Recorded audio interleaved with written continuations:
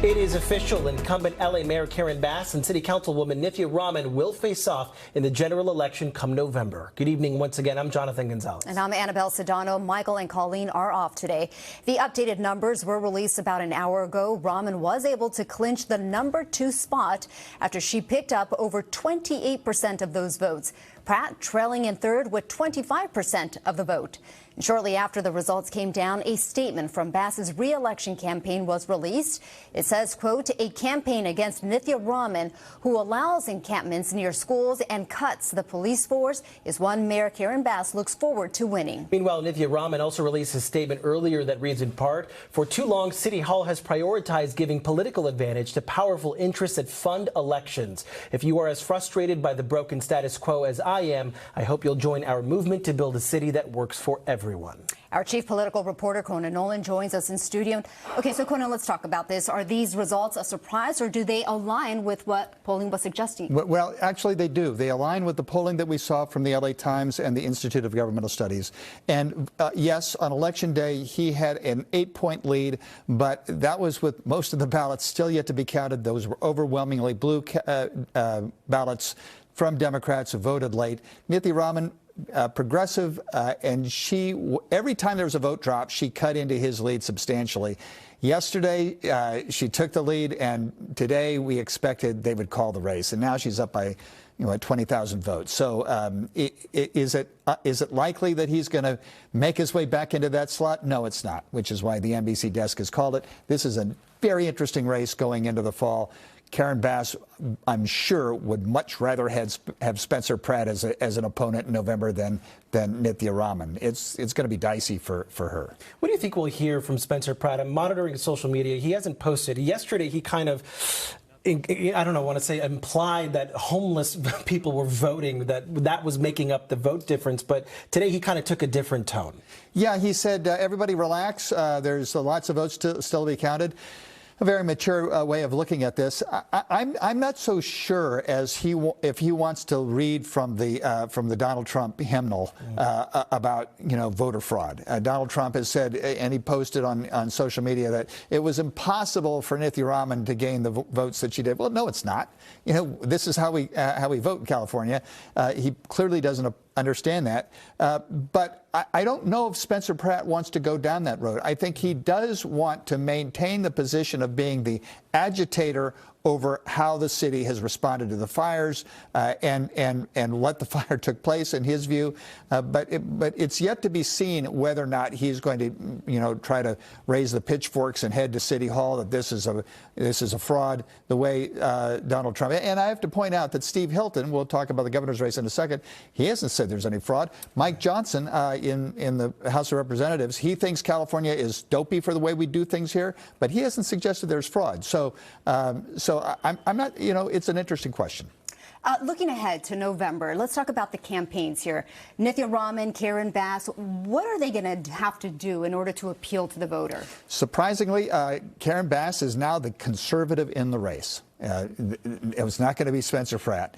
And what we're looking at in the fall is something that we're seeing throughout the country, particularly with the Democratic Party. First of all, a generational divide. She is nearly 30 years Karen Bass's junior. She's part of that, the young, progressive element.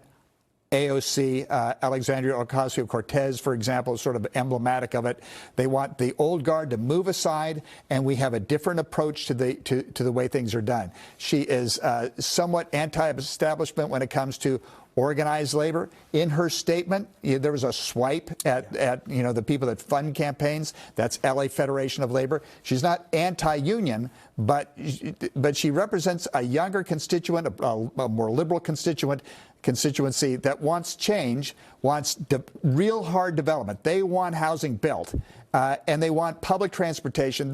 It's a different it's a different vision for the city than what they think the establishment's giving them. One-time allies and now opponents. We want to talk about the race for governor, Conan, quickly. Steve Hilton and Xavier Becerra remaining the top two here. Becerra gaining, he's about, I think, 200,000 or so, just above Hilton. How come this race hasn't been called? I thought this would be called first. Well, it's still close enough, and we're looking at statewide numbers here. Hilton has lost a little bit of his lead. He's still, 200,000 votes ahead. Steyer needs more support out of L.A. and San Francisco. The rest of the Central Valley and Sacramento and the rest of the state is doing very well for Steve Hilton and Xavier Becerra. So does Steyer have the wherewithal? It looks like he doesn't, because he needs to be gaining votes at a much higher clip with each drop than he has been. So it looks like it's going to be Hilton, but it's still too close to call. Gosh, there's so much more that we want to discuss with you. Yeah, no, we got time. Right. There's going to be more vote totals coming in. Absolutely. Connie, thank you. Sure. Appreciate it. All right, moving on to some other big news here. Let's take you inside the room where the counting happens. Here's a live look at the ballot processing center in the City of Industry. Currently, there are several investigations into this election after President Trump's unfounded claims of election fraud. Let's get right to NBC4's Karma Dickerson. She continues our Decision 2026 coverage from inside that ballot processing center. Karma. Yes, we're talking about maybe after 6 days now. Finally, some clarity on one of those key races, the L.A. mayor's race. Nevertheless, the vote count continues here. More than 148,000 votes to go. November's general election will be a showdown at L.A. City Hall.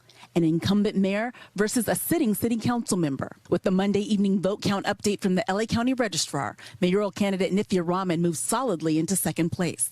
The council member expanding her lead over Spencer Pratt to about 22,000 votes and trailing Mayor Karen Bass by about 46,000. NBC now predicting Raman will advance to the November general election, where she will face Bass. Raman today releasing a statement saying, "I'm incredibly honored that voters have given us the opportunity to advance to the general election for mayor of Los Angeles. Now our fight for a healthier, safer, more affordable, and more joyful Los Angeles continues." But the ballot count isn't over. Ballots that were mailed or dropped off as opposed to cast in person require a specific and more extensive verification process. Late Tuesday night, we had 500,000 ballots that descended upon us that have to go through that process. We need to be able to account for those, and we need to be sure that those votes are counted correctly. Look at what's happening in California. To that? It's the 4 Republicans days. are doing well in California. It's no, they're not.